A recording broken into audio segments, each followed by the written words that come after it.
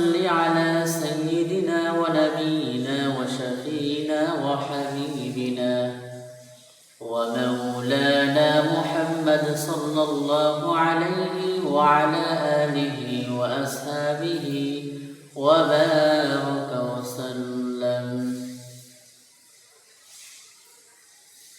मोमिन जो फिदा नक्श काफे पाए नबी हो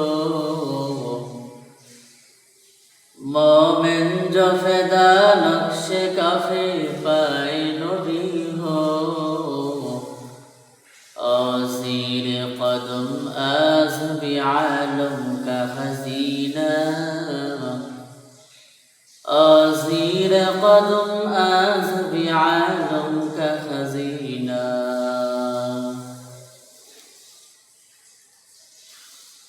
अल्हम्दुलिल्लाह আল্লাহ পাক রব্বুল আলামিনের শুকরিয়া জ্ঞাপন করে যেই মহান রব্বুল আলামিন আমাদেরকে দুনিয়ার কোনো কথা নয়, দুনিয়ার কোনো কাজ নয়, আল্লাহ তাআলা আমাদের আখিরাতের কথা, আখিরাতের কাজ করার জন্য এবং শোনার জন্য আল্লাহ তাআলা আমাদেরকে আনছেন। এজন্য আমরা সকলে কালিমাত শুকরিয়া আদায় করে আলহামদুলিল্লাহ।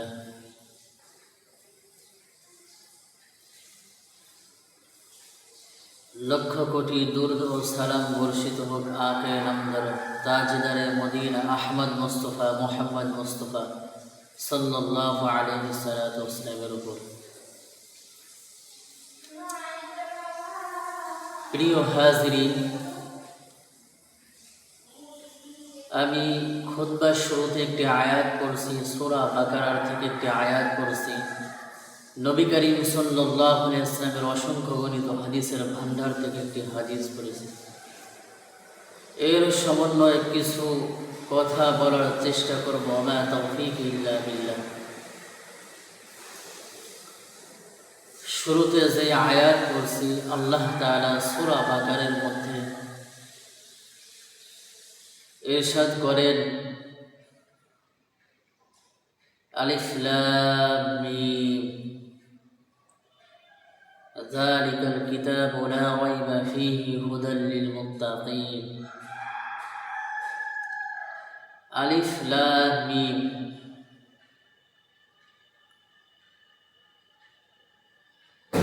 এই আলিফ লাম মিম এটা এক একটি অক্ষর বা শব্দ।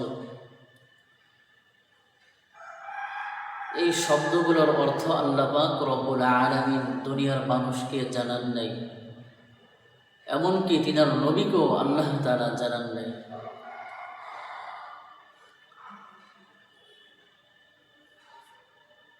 দুনিয়ার মধ্যে কোনো ভাষা শিখতে গেলে সর্বপ্রথম কাজ হলো অক্ষর শব্দ জানা প্রয়োজন, আবশ্যক।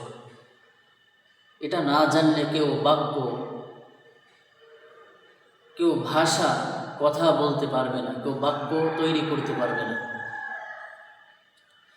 তা আল্লাহ তাআলা এই সূরার শুরুতে আলিফ লাম মিম যেই শব্দগুলো আনছেন, যে অক্ষরগুলো আনছেন, এই অর্থগুলো কাউকে আল্লাহ তাআলা জানান নাই। এখন আপনারা প্রশ্ন করতে পারেন, হুজুর কেন এই অর্থ আল্লাহ তাআলা দেন নাই? আল্লাহ তাআলা তাহলে কি অনর্থক সৃষ্টি করেছেন? না ভাই, আল্লাহ তাআলা অনর্থক সৃষ্টি করেন নাই। এর অর্থ আল্লাহ তাআলা গোপন রাখছেন। যেরকম ভাবে দুনিয়ার মধ্যে অনেকে ভিজিটিং কার্ড বানায়, এই কার্ডের মধ্যে অনেকের নামের শুরুতে HA বিভিন্ন শব্দ থাকে, বিভিন্ন অক্ষর দ্বারা কিছু বোঝায় মানুষদেরকে, অর্থাৎ তার নামের যে টাইটেল এ দ্বারা হাজি বোঝায় অনেক সময়। এরকমভাবে মোহাম্মদ, মাওলানা বিভিন্ন শব্দ আল্লাহ তাআলা বিভিন্ন বাক্য এই অক্ষরের দ্বারা বোঝায়। তা আল্লাহ তাআলা এই অর্থ কাউকে জানান নাই। আল্লাহু আ'লামু বিমুরাদি বিযালিক, এর অর্থ শুধু আল্লাহ তাআলাই জানেন।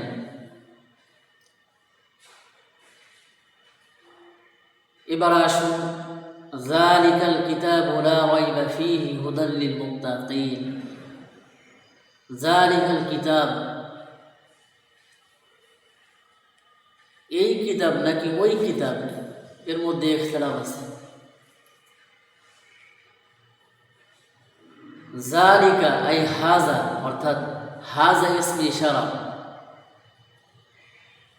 কারণ কোরআন তো নিকটে, কোরআন তো আমাদের কাছে, এজন্য এটা জালিকা। জালিকা দ্বারা এই কোরআন এটা বোঝাবে। যালিকাল কিতাবু লা রাইবা ফীহি হুদাল লিল মুত্তাকিন, যে আল্লাহ তাআলা বলেন এই কিতাবের মধ্যে কোনো প্রকার ভুল নাই, কোনো প্রকার সন্দেহ নাই।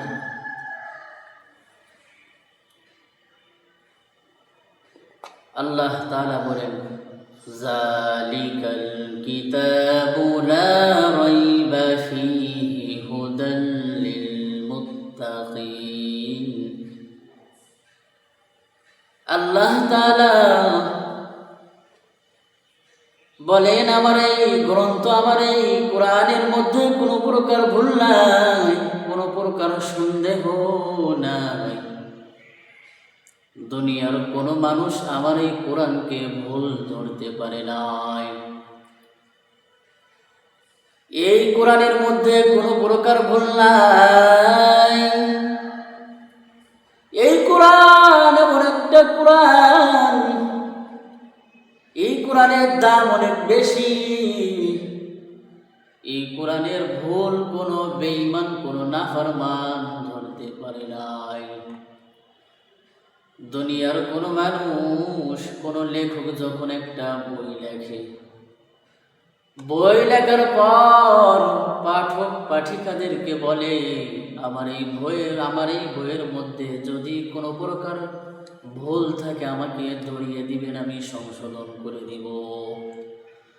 অথচ আল্লাহ তাআলা বলেন এই কোরআনের মধ্যে কোনো প্রকার ভুল নাই, কোনো প্রকার সন্দেহ নাই। এটা এমন একটা কিতাব, আল্লাহ তাআলা বলেন লাইসা হাযা মিন কালামিল বাশার, এটা কোনো মানব রচিত কোনো গ্রন্থ নয়, এটা হলো আমি আল্লাহর কালাম। এই কালামের মধ্যে কোনো প্রকার ভুল নাই, কোনো প্রকার সন্দেহ নাই। ইমাম ফখরুদ্দীন রাজি রাহমাতুল্লাহি আলাইহি বলেন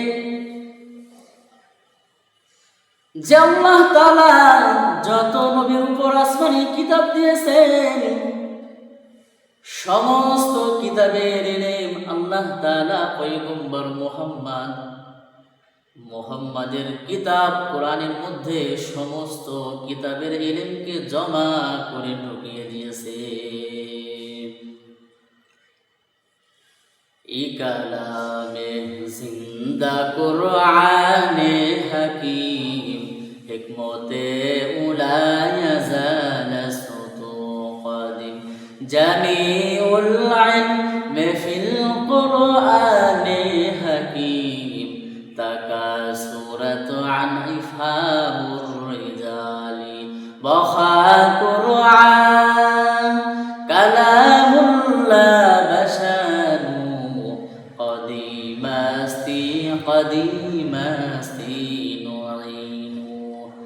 আল্লাহ বলেন আমার এই কালামের মধ্যে কোনো প্রকার ভুল নাই, কোনো প্রকার সন্দেহ নাই, কোনো প্রকার ভুল নাই।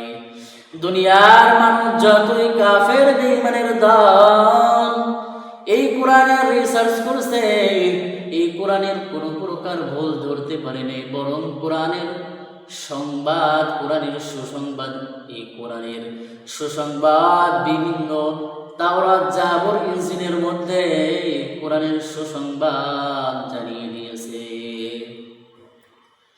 ভারতের যিনি হিন্দু পণ্ডিত কোরআন রিসার্চ করে এই কোরআনের কোনো প্রকার ভুল ধরতে পারে নাই, কোরআনের কোনো প্রকার ভুল ধরতে পারে নাই। বৌদ্ধদের গৌতম বুদ্ধ ওই বৌদ্ধদেরকে বলল, ও বৌদ্ধদের দল, তোমরা আমাকে অনুকরণ করো। আর আমি এতদিন ধরে কোরআন রিসার্চ করলাম, কিন্তু কোরআনের মধ্যে একটিও ভুল ধরতে পারি না, একটা শব্দেরও ভুল ধরতে পারি না, কোনো প্রকার ভুল আমি ধরতে পারি নাই। বৌদ্ধ ধর্মের ওই ঠাকুর ওই বৌদ্ধ সমস্ত মানুষকে সামনে রেখে বলল, 5,000-এর অধিক সমস্ত বৌদ্ধ সদস্যদেরকে সামনে রেখে বলল, ও বৌদ্ধদের দল, আমি তোমাদেরকে একটা ওসিয়ত করে যাই, কোরআনকে আর কখনো অপমান করবা না, কোরআনের ভুল ধরার চেষ্টা করবা না। কারণ এই কোরআন এমন এক ব্যক্তির উপর নাজিল করেছে, এই ব্যক্তি হলো, তার পিতার নাম হলো মুহাম্মদ। এই ব্যক্তি এমন একজন ব্যক্তি, তার পিতার নাম হলো আব্দুল্লাহ, তার মাতার নাম হলো আমিনা। আল্লাহ তাআলা ওই মুহাম্মদকে এই কোরআন নামক দৌলত দান করেছে। আল্লাহ তাআলা দান করেছে, মুহাম্মদের উপর কোরআন নাযিল করেছেন। এই কোরআনের দাম অনেক দামি, অনেক বেশি। কোরআনের দাম আমরা বুঝতে চাই না, অথচ কি পরিমাণ দাম। আল্লাহর নবী সাল্লাল্লাহু আলাইহি ওয়াসাল্লামের উপর যখন কোরআন নাযিল করতেন, নবী একবার উটের উপর বসে আছে, কোরআন যখন নাযিল হয় উট বসে যায়, উটার সামনের দিকে অগ্রসর হতে পারে না। নবী আবার বুঝতে পায়, মনে হয় আমার উপর কোরআন নাযিল হয়। আর